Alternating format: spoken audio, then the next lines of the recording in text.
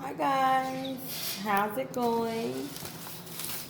It don't matter because I'm gonna crop it. I'm gonna crop this video, so it don't matter. Look, I wanna come on here. I just feel like if somebody out here that needs to hear this, this could help somebody out there. Listen to me, and listen to me carefully, okay? Don't be afraid to leave a situation that's not serving you. If it's not benefiting you, and you're not expanding from the situation, don't be afraid to leave it.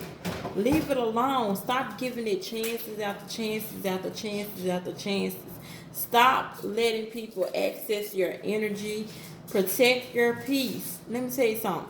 If this situation is jeopardizing your mental health, your physical health, and your peace of mind, then remove yourself from the situation. Play the game of elimination. That's what I did with my ex-husband. This is like going to be a little mini brief story time. Okay, I was actually married a couple years ago. Yep, 2019 to be exact. I was married. I wasn't married for long, but yeah, I got married to the enemy. Yeah, the enemy. The enemy himself. And it was actually one of the biggest, and I don't say mistakes, I'm just going to say it was one hell of an experience for me. Okay, and I was like, why do I keep attracting these broken action figures? Like, I'm like, this dude he's nothing but an action figure. You know, like he's the biggest con artist I've ever seen in my life. A perfect manipulator, a narcissist, a sociopath, all wrapped in one. And I'm like, this codependency is horrible. Codependency is horrible. It's not going to get you anywhere. So listen, I was always chasing love. And I just figured I was chasing love because, I never had that experience as a child and as a teenager growing up. I never heard the words I love you from my mom or my father. Never heard those words. Never heard I love you. Never heard those words. And never was given affection. So you can see how I made certain decisions that I made with relationships and things of that nature because that's what my soul was searching for. To feel affection, to feel love, to feel the things that I felt like I was missing out on or I was robbed from as a kid growing up. Now, let me tell you something. With this marriage, I don't even call it a marriage. I don't know what the hell this shit was. All I know, I used to let this man run in and out of my life whenever he chose to do so. I knew he was cheating. I knew he had somebody else. I knew all these things. And I had no level of respect for myself. Okay, like I said, my codependency was ruining me because you know, all I wanted was to be around him or around somebody. I just needed to be around somebody. I didn't want to be alone. Okay? Because I don't know why I didn't want, well, I know why I didn't want to be alone because when I'm alone, all the thoughts start coming. I start thinking about my old childhood. I start thinking about all the trauma, all the problems start surfacing. And see, I thought that, it was better to be around somebody and, let, all my problems, be suppressed. And that's still bad. You know what I'm saying? Like, you still putting yourself in harm's way because, you're hindering your growth and you're fucking with your mental health and your physical health by being physically and emotionally abused, because I know I was by him. I was being physically and emotionally abused just to have some company beside me, just to have a body laying up next to me at night. Like, it was horrible. And I was just so lost. But I had to learn my lesson from this guy. This guy came into my life for a reason. I believe in synchronicity. Things happen for a reason. I'm not going to consider it a mistake because things happen for a specific reason, so you can learn the lesson, so you can learn from the experience, and so you can move to the next level. So let me tell you something. I managed to take all of my power back from this guy. Okay? Divorced, yes. You know, took me a year to get divorced, but I finally divorced, you know, myself from him. I don't associate with him. I don't talk to him. I never ever would talk to him ever again. Okay? And I must be like that because I can't let anything or anybody get in the way of me and my peace of mind. I can't. I cannot do that. And I'm going to tell y'all something. I just felt like this little cramping. Yeah. Hold up, y'all. Hey, Mommy, you fine? Yeah. I don't know. Maybe it's just a feeling that I feel whenever I talk about this. That's why I'm going to get this off of my chest, okay? And I just want y'all to know that y'all can take y'all power back too.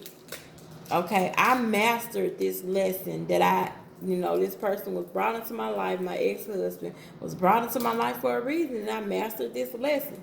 Because I'm telling you, I will not have anything to do with this person. But I used to be so weak. The same person I used to be so weak for, I'm so strong. Because one of his friends, in which they're a mutual friend, because he was my friend and he was his friend first, but he became my friend, right? I get this message on Facebook. The message says from the mutual friend, can so-and-so said, can they get your number?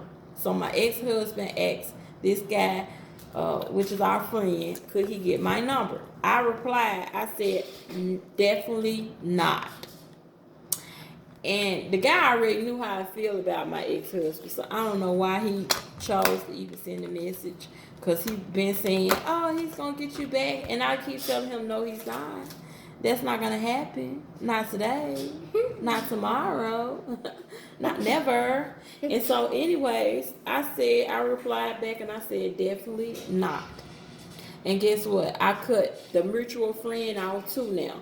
Since he, want to come to me and when he know I went through certain things with this guy and he want to come to me and ask me, can he get my number? No, you can't get my number. What you need my number for?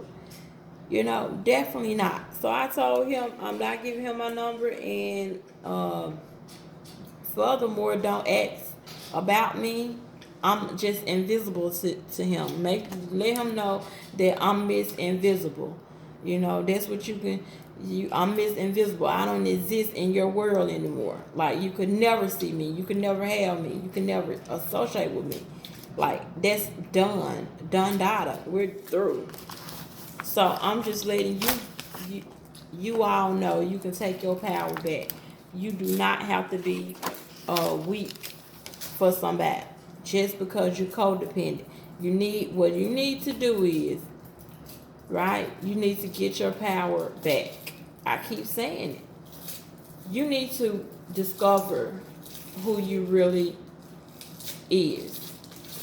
are or is, or whatever you want to call it. You need to discover that. It's somebody that you have suppressed. You have suppressed somebody, and they're inside of you right now. But you got to find that person, because that person really wants to come to surface. That person really want to rise up, and that person is tired. That's the real you. Because whoever this is that's taking all this abuse physically and emotionally and mentally, whoever this person is that's inside of you, that's not you. That's your ego. That ain't you. I'm telling you that right now. So you need to get your power back. You deserve that. Let me tell you something. Start looking in the mirror, right? And start telling yourself that you are deserving of love. Start telling yourself that and start believing it. Don't just let me tell you that. I'm telling you that because I know that you are deserving of love. And if you're getting this message right now, and this message is resonating, it's for you. I have certain dreams, and I have to talk about these dreams to help you all and to help myself. See, I'm reminded of the fact that I've mastered the lesson. I've learned from my experience. And I know not to ever, depending on whatever, experience it was, I got enough sense now not to ever touch it again. For real. So, I just want to come on here and say that because I know that if I don't speak about these certain things, my spirit guides will definitely hold me accountable because that's what I'm here for. I'm here to help. I'm here to help heal people. I can help people heal because I've too been through it. I can only tell you what I've really actually been through. And when it comes to dealing with narcissists, I was raised by a narcissist.